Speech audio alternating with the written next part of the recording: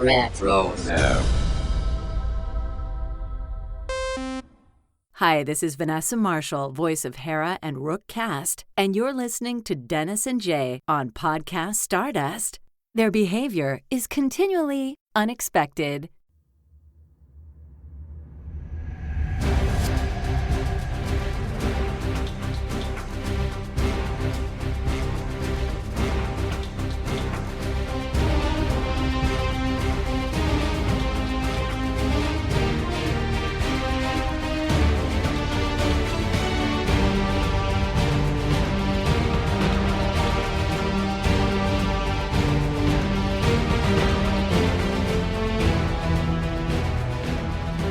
Hello, and welcome to Podcast Stardust. This is the fully armed and operational podcast dedicated to Star Wars news, reviews, and discussion. I'm Dennis Keithley. And I'm Jay Krebs. And we're going to end the week like we usually do with a look at some recent Star Wars news. But you want to go ahead and remind everyone, Jay, where we can be found on social media? Sure thing. You can get your weekend started with us or any day on Facebook and Instagram at Podcast Stardust. Okay. Yeah, and on that note, there's been no Facebook posts lately because apparently the authentication token for my posts has expired on Facebook.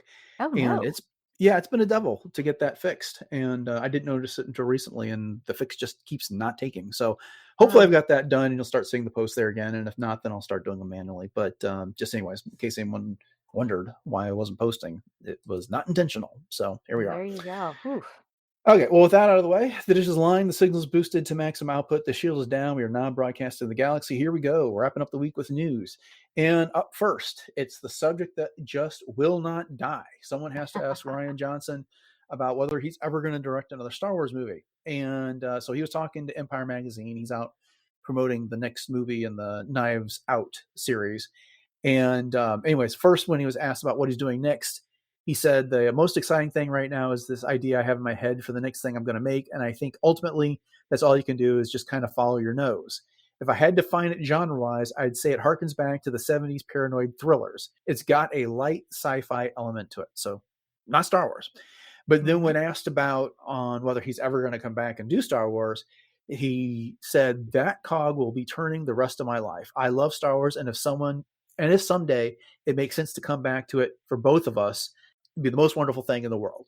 So I don't know what else is really to talk about that we haven't said 100 times over before. He currently does not have his trilogy in production here.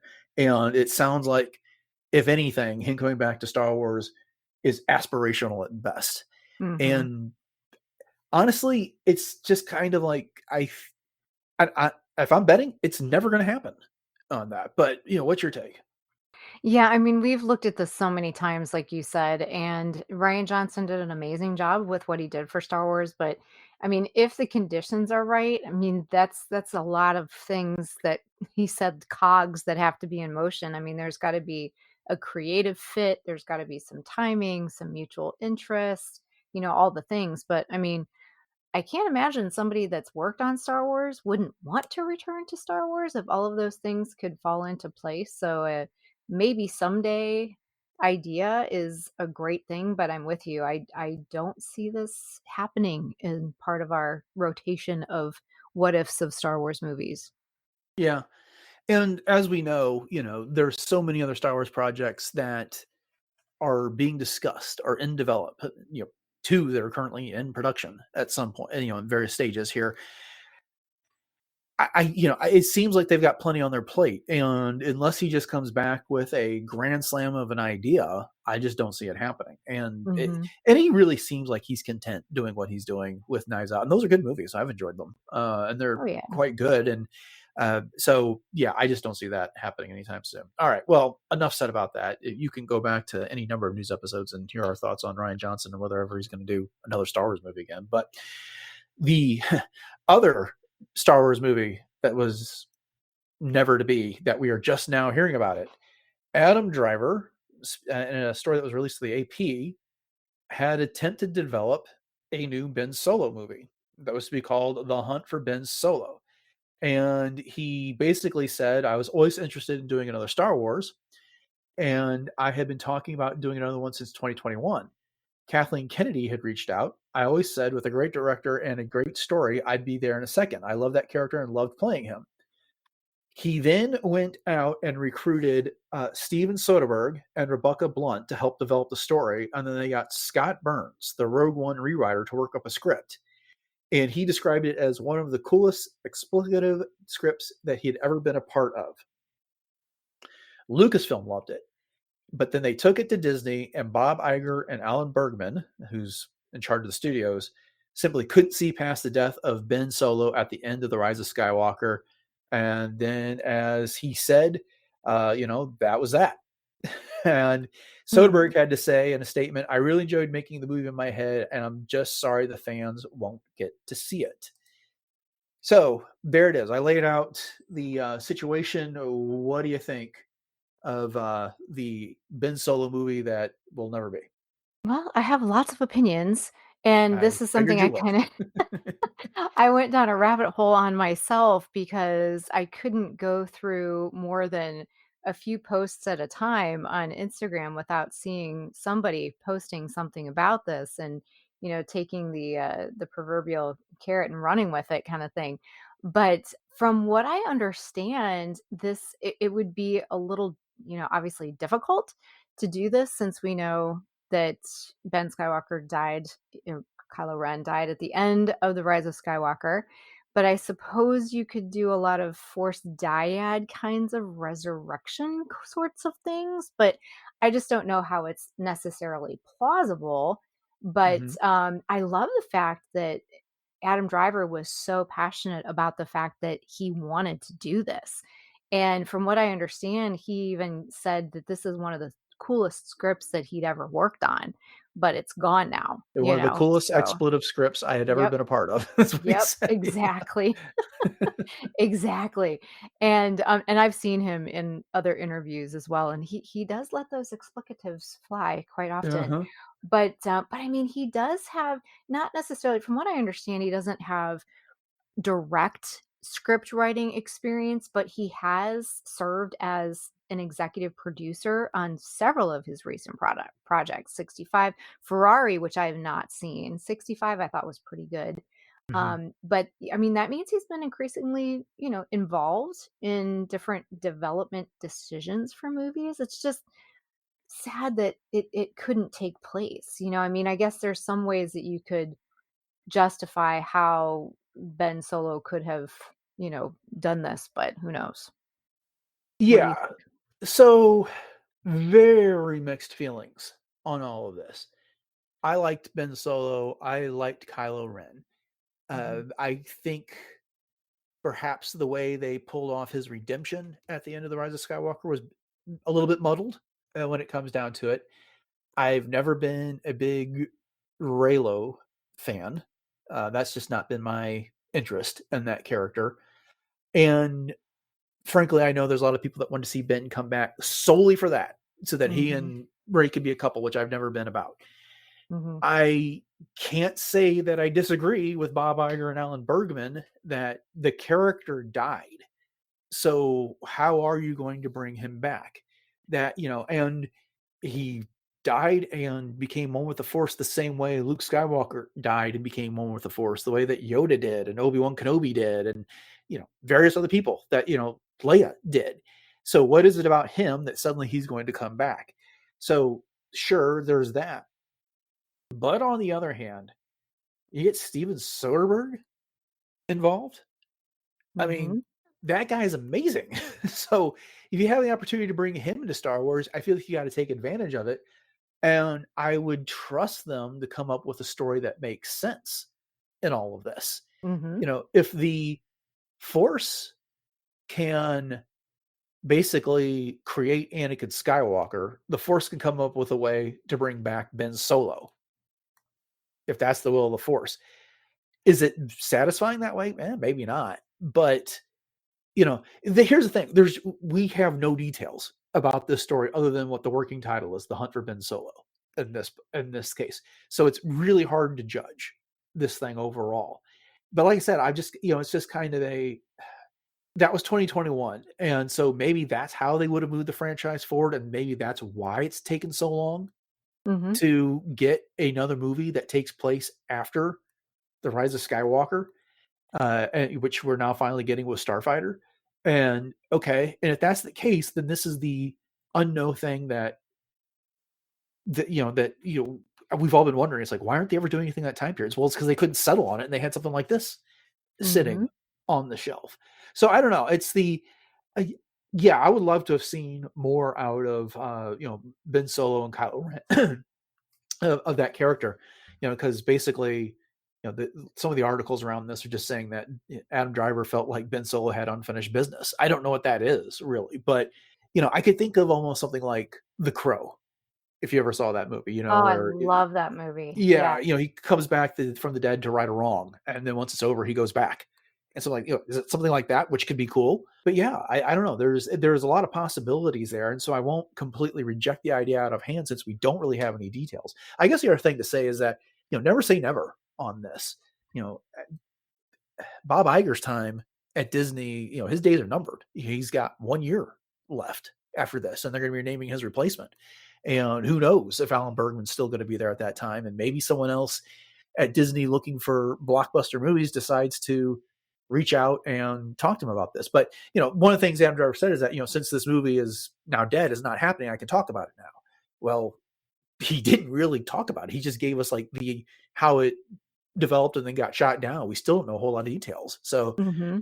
those Mm-hmm. things are still out there. And we see Yeah. discarded ideas in Star Wars resurface and get used all the time. Oh yeah, totally, totally. And yeah, I think I called him Ben Skywalker earlier, but at any Well, rate, that is true in a he way. is a Skywalker Yeah. in a way. But there was other things as I was looking stuff up too that Adam Driver actually said that the script kind of started with that Ben wakes up alive, not sure how or why. He's Uh-huh. stripped of everything that defined him, the force, the name, the war, and he has to live as a nobody. And for me, that kind of sound reminds me of like a Jason Bourne sort of perspective in some ways. And, just trying to reclaim your identity. But I don't know where they would have went with that. This could be a really cool if they ever do, from a certain point of view kind of things, if they wanted to explore this idea, because obviously they're not canon, but it would be a fun what if. Yeah. Immediately, once you said that, the immediate thing that comes to mind is some sort of a clone, you know? Oh, yeah. Yeah. Yeah. And who That's what knows? they, Yeah. I mean, Ray is the son of a clone who didn't have any force powers. Mhm. And we saw how much trouble they were having creating clones that could use the force. So, yeah, interesting. It's all Right. possibilities. So, Yeah. well, anyway, like I said, it's dead for now, but never say never. Who knows? Maybe someone That's turns this right. into a book someday, like you said, or an Infinities type of a comic. We'll find Yeah. out. Yeah. Love to see it. All right. So those are the two big news stories that we had from this week. But Jay, you were gone. Had to do some traveling last week, and this was right after we had some publishing announcements from New York Comic Con. And there were two books that I really wanted to get your take on from that. And the first one is this legacy book by Madeline Rowe, which is going to be about Leia and Rey set between the Last Jedi and the Rise of Skywalker, and it's kind of described as them working together, reestablishing the Jedi, and then they're not in a good place with each other, despite what we saw from the end of the Last Jedi. They just kind of have Mhm. to figure out how to work together, and yeah, so and they're going to visit Tython of all places, which we got to see in the Mandalorian. But what do you think Right. of that one? Well, first of all, once again, great job holding down the battle station while I was gone. And I listened obviously to the news episode and I found myself talking to you as as I was listening. So now I actually get the chance to do it. So yeah, I'm at first I thought, oh, I don't know, is this a really necessary kind of a story? But after I read the interview that was linked there on StarWars.com that Madeline Rue had talked about how this is all going to take place, I'm actually really excited about it. So just the idea that, as you said, that Ray and Leia are just not in a good place. And Madeline talks about this in terms of, yeah, well, Ray just had this really messy situation with Leia's son. And, there was only so much that they could really explore, especially, in the movie, because the way that they had to piece some things together. this is going to be, I think, a really interesting story. Hmm. And just the fact that Madeline Rue also did a lot of research, not just research, but she utilized some of the real life information from Carrie Fisher's novels about herself, wishful drinking and the like, to put this together. And I love the way she talked about this as like a get along shirt for the two of Hmm. them. Right. So, yeah, so for me, I'm actually very interested. So at first, like I said, I thought, "Oh, I don't know about this," but I am definitely looking forward to it. Yeah, because there's so little in that time Right. period. Mhm. We've got what, one novel between The Last Jedi and The Rise of Skywalker, and that was the Resistance Reborn book Mhm. Mhm. that came out. And so getting more, and I really like that, they're taking head on how they fix the Skywalker library, the Skywalker lightsaber there. Yes. And then, yeah, I did also like the fact that she went back to Carrie Fisher's autobiographical stuff to figure out her voice in Mhm. this, Mhm. because, yeah, there's a lot of Carrie Fisher and Princess Leia. Oh, So that absolutely. made a lot of sense. But yeah, I'm looking forward to that one. I think it is an era. So many other eras in Star Wars are getting saturated right now, that are around the movies. That time period between Revenge of the Sith and A New Hope, and then between A New Hope and The Empire Strikes Back, has got no breathing room with the amount of comics that they put out during there. And then this era that follows Return of the Jedi, before The Force Awakens, it's also starting to fill up. So Mhm. and then of course we got the Clone Wars and everything else that takes place between Attack of the Clones and Revenge of the Sith. So a lot of these eras are getting full of stories. So it's kind of time to move into this era if they're really going to develop it. And now that they know what they're doing going forward, post the Rise of Skywalker, why not tell some of this stuff? It's not like you're Sure. taking away story from anybody else. But there are no more Princess Leia stories after The Last Jedi. So there we are. Um, Exactly. Mhm. And I okay. like what she did with, the certain point of view eclipse story Mhm. with Brea Yeah. Organa. So I'm glad that you talked about that as well, because I would not have put her name with any other Star Wars works if not for the Uh-huh. notes. So thank you. Oh, of course, of course. Okay, well, just a reminder that's coming out July 28th next year. So we got a ways to wait. I just got my copy of that book about Finn and Jaina today. I forgot Oh, I had did you? ordered. Yeah, I forgot I ordered it and it was coming out this fast. The next thing I was looking forward to was Adam Christopher's book about Darth Vader, and so I was like, Mhm. "Oh, there's a surprise." So I gotta read that soon. But we've Nice. got our discussion of the Revenge of the Sith novelization coming up, so I got to finish that first before I get into that. Mhm. The other big announcement, or the one that I thought would be of interest to talk to you about, was Eyes Like Stars, which, again, if you didn't listen to last week's news episode, is being described as the first Star Wars romance novel. It's being written by Ashley Poston, and it takes place 1.5 years before The Force Awakens. It features all new characters, a mysterious artifact, and the fearsome First Order, also coming out next summer. What do you think about this one, Jay? Well, it's funny because when I was listening to you and you were talking about romance novels in Star Wars, and I'm sitting there going, Lost Stars, Lost Stars. But as you pointed out, that was not an officially labeled romance novel. So this being the first one, I know you're not into romance novels, but this girl is.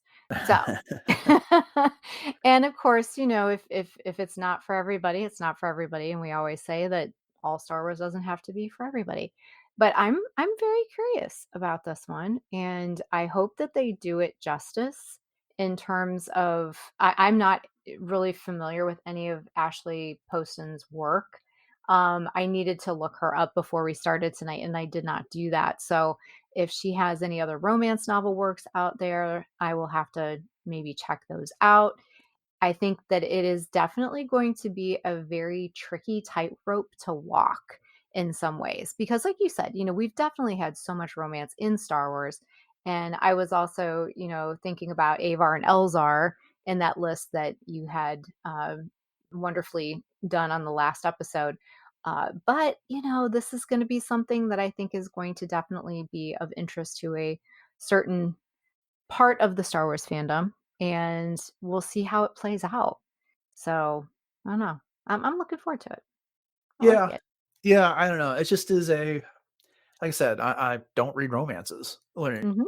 comes down to it. And okay, making it set in Star Wars is mildly more intriguing here, but I just need more information. As we get Sure. closer to time, they start releasing excerpts and the like. I'll read them and see what I think, but I just don't want to know what it means necessarily for it to be a romance and a young adult romance set in Star Wars. So Right.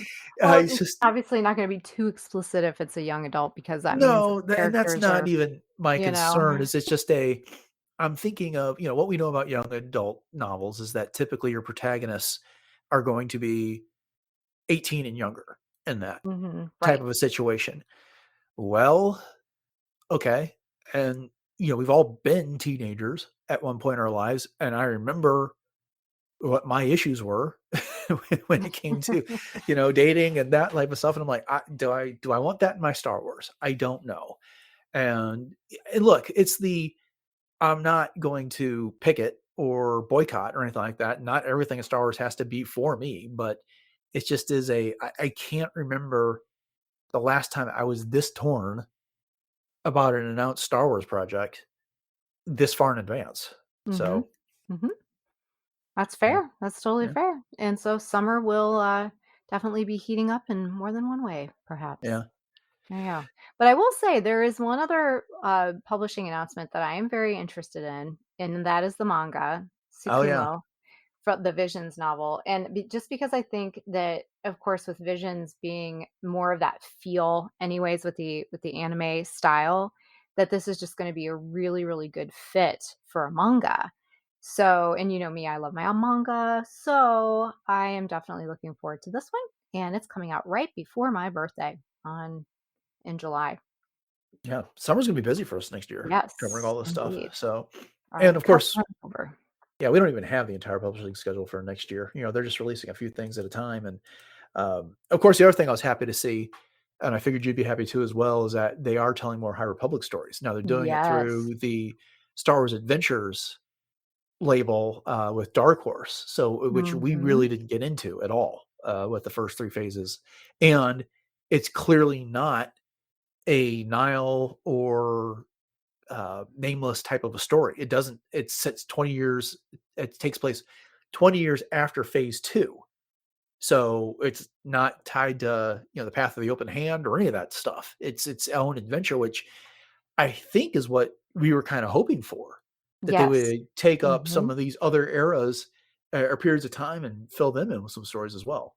Right. Yeah, the Pathfinders, which I think is a really great way to explore the High Republic as a Mhm. branch of what we know. Right.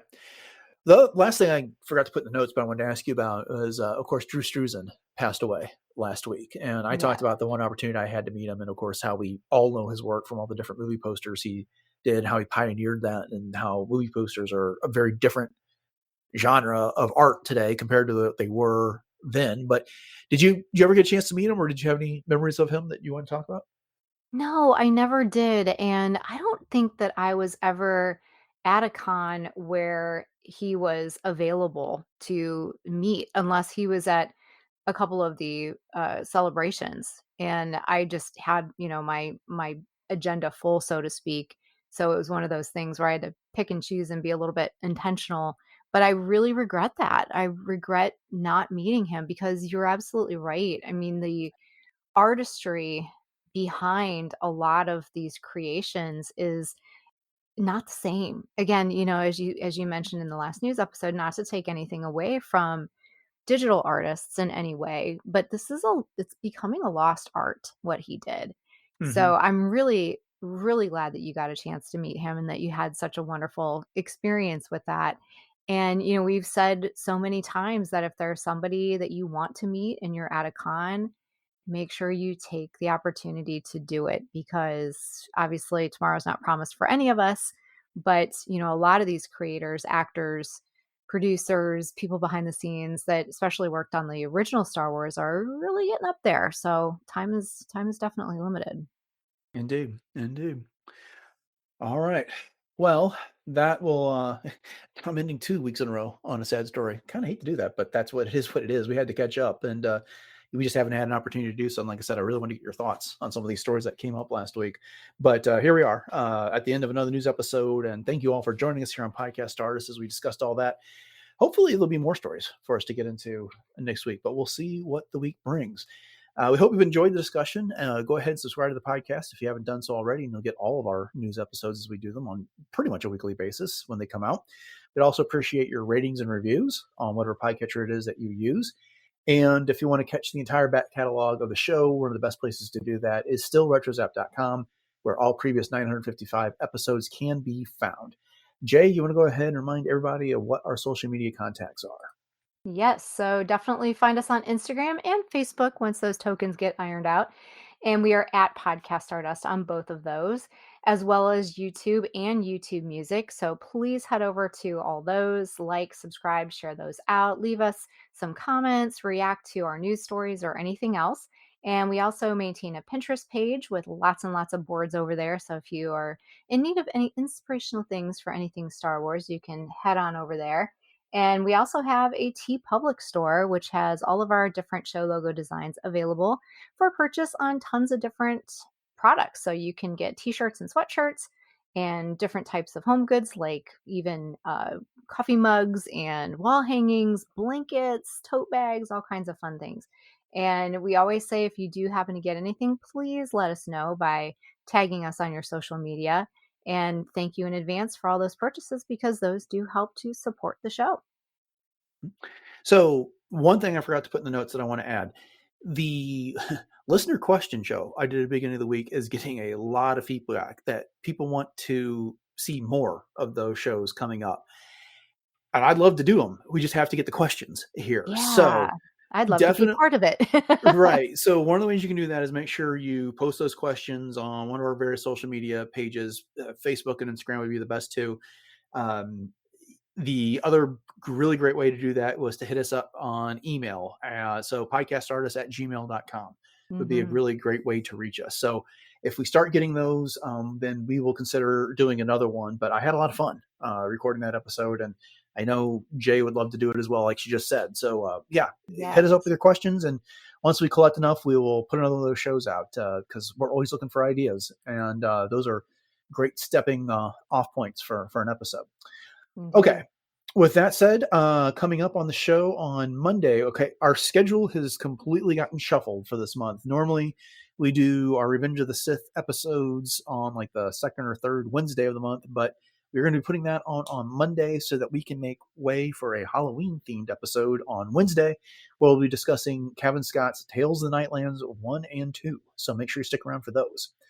Okay, thanks for listening to episode 956 of Podcast Stardust, everyone. Have a great week, and until next time, may the Force be